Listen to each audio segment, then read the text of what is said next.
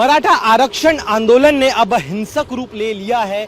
इस वक्त हमें बीड जिले के माजलगांव इलाके में, जहां पर एनसीपी अजित पवार गुट के विधायक प्रकाश सोलंके के घर को निशाना बनाया आंदोलनकारियों ने।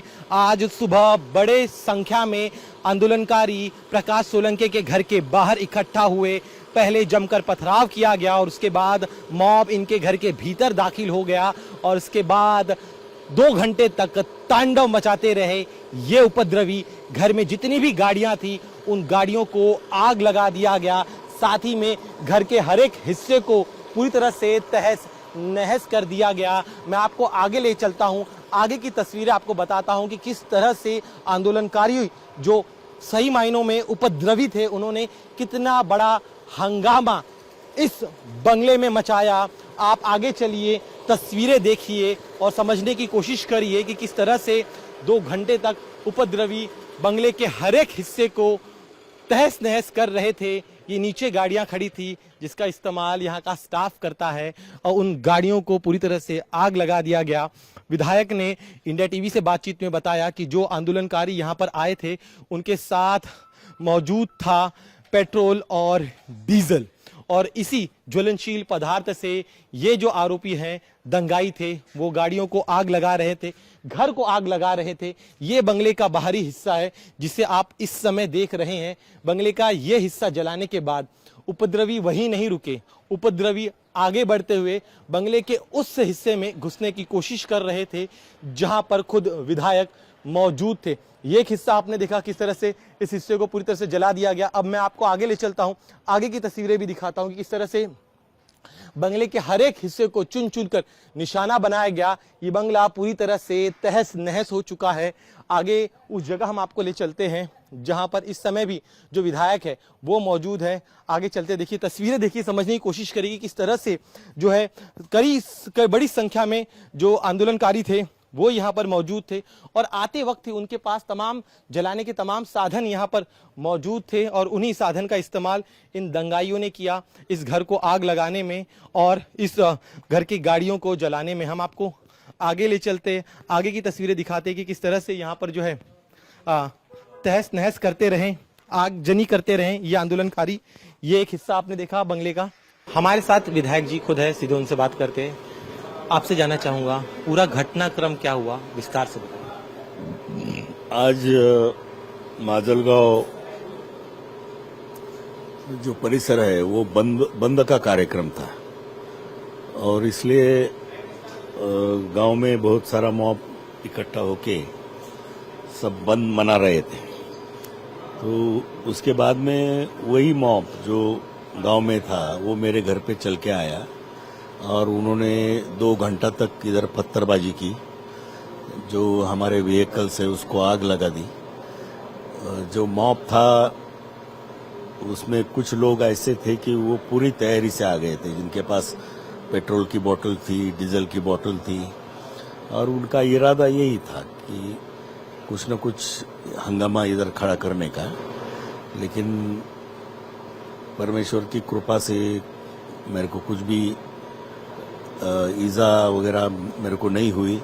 घर का काफी नुकसान किया है, हमारे घर में घुस के टीवी भी फोड़ दिया है, मेरे घर में जो ग्लासेस है वो सब चकनाचूर किए हैं, सब व्हीकल्स जला दिए हैं। अगर मैं उनके सामने आता था तो शायद क्या होता था ये मैं बता नहीं सकता, लेकिन अभी यहाँ पे कुछ ज्यादा मेरे को कुछ इंजरी या वगैरह कुछ भी नहीं हुआ है, मैं अच्छा हूँ। 2 चीजें बताइए, आप कह रहे कि वो पूरी तैयारी के साथ आए थे, कुल कितने लोगों का मॉब था और कैसे वो आपके घर में दाखिल हुए? क्या उस समय पुलिसकर्मी थे या नहीं थे? पुलिसकर्मी थे लेकिन वो पुलिस इनएक्टिव थे, कुछ भी नहीं कर रहे थे वो मॉब को। उनको डिस्पर्स करने का भी उन्होंने प्रयास नहीं किया और उनके सामने ही सब लोग घर में घुस गए चारों बाजू से और उन्होंने पथराव शुरू किया। कि आप कह रहे 2 घंटों तक यहाँ पर तांडव होता रहा और आपकी मदद के लिए कोई नहीं आया? सही है, मेरे मदद के लिए मेरे लोग आए ना,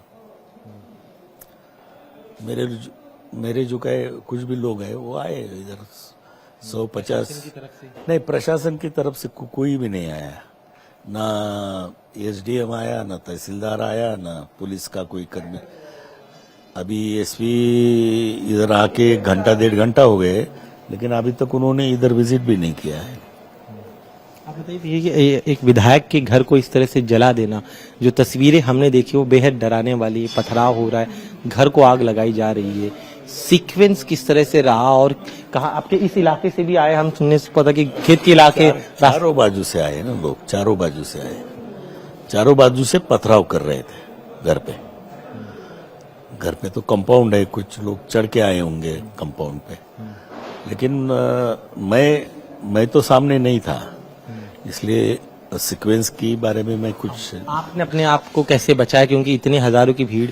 मैं घर में ही था, मैं इधर ही बैठा था, घर में ही था, घर में ही था। मेरे तक वो पहुंच नहीं पाए। अब कैसे नहीं पहुंच पाए वो उनको मालूम है, लेकिन मैं पूरी तरह से घर में ही था। ये गाड़ियों पहले पथराव करते हैं, फिर आग लगाते हैं। आप कह रहे हैं कि सामान शायद वो प्री प्लानिंग के साथ आए थे, क्या कोई सियासी दुश्मनी थी या फिर आप पर्सनल टारगेट थे घर? अभी देखो, राजकारण करना है तो कुछ न कुछ अपोजिशन रहता ही है। मैं ये आंदोलन करने वाले लोग हैं वो तो 20, 22, 18 ऐसे साल के थे, मैं उनको दोष नहीं देता हूँ, लेकिन किसी ने तो भी उनको भड़काया और मेरे घर के पास आके अटैक करवाना लगाया। निशाने पे आप थे? हाँ, ऑफकोर्स निशाना मैं ही था, दूसरा कौन था? निशाना तो मैं ही था। देखिए, अभी ये हमारा मराठा समाज के जो युवा है उनकी भावना बहुत तीव्र है।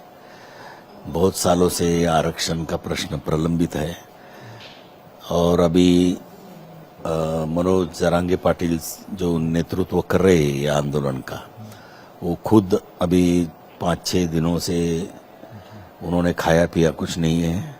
उनकी भी तबीयत बहुत लो है। अभी मुझे मुख्यमंत्री और सभी उप मुख्यमंत्री, सभी सरकार से अपील करना है कि ये अभी ज़्यादा टाइम तक लोग सब्र नहीं करेंगे, इसलिए जो भी निर्णय लेना है आरक्षण के बारे में वो एकदम जल्दी से जल्दी लेना चाहिए और मराठा समाज को राहत देना चाहिए। इस घटना के बाद क्या मुख्यमंत्री या गृह मंत्री या उप मुख्यमंत्री किसी का आपको फोन आया, क्योंकि आप उनके साथी हैं, एक साथ विधानसभा में रहते, किसी ने कॉल किया आपके पूछो? हाँ, मुझे देवेंद्र फडणवीस साहब ने फोन किया, अजित दादा पवार साहब के ऑफिस से ही मुझे फोन आया, बाकी रोहित दादा पवार का फोन आया। ऐसे तो बहुत सारे फोन आए मेरे को। किसी तरह से फिलहाल जो है वो तो इस हमले में पूरी तरह से बच गए, लेकिन उनका घर जो है जिसे बड़ी मेहनत से उन्होंने बनाया था वो घर पूरी तरह से तबाह हो गया है। एक बड़ा आरोप ये भी है कि जब ये मॉब आने वाला था उसके करीब 1 घंटे पहले ही उनको इसकी जानकारी मिल गई थी कि इस तरह से मॉब जो है उनके घर पर अटैक कर सकता है।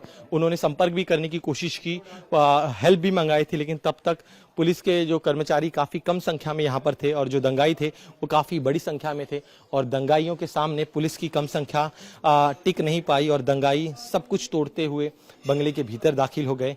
अब इस पूरी घटना के बाद प्रकाश सोलंकी, उनका पूरा परिवार परेशान है, चिंतित है, क्योंकि अभी भी दंगाइयों का गुस्सा जो है वो जस का तस बना हुआ है। पुलिस ने इस पूरे मामले की जांच शुरू कर दी है। जो दंगाई इस बंगले में दाखिल हुए थे, जिन्होंने जमकर तोड़फोड़ की, उनकी पहचान अब की जा रही है। कैमरामैन मिलिंद सालवे के साथ Dinesh Maurya, India TV, Majalgaon, Beed. Crime की खबरों से अपडेटेड रहने के लिए India TV crime alert channel YouTube पर सब्सक्राइब करें, बेल आइकन दबाना न भूलें। सावधान रहें, सुरक्षित रहें, देखते रहें इंडिया टीवी क्राइम अलर्ट।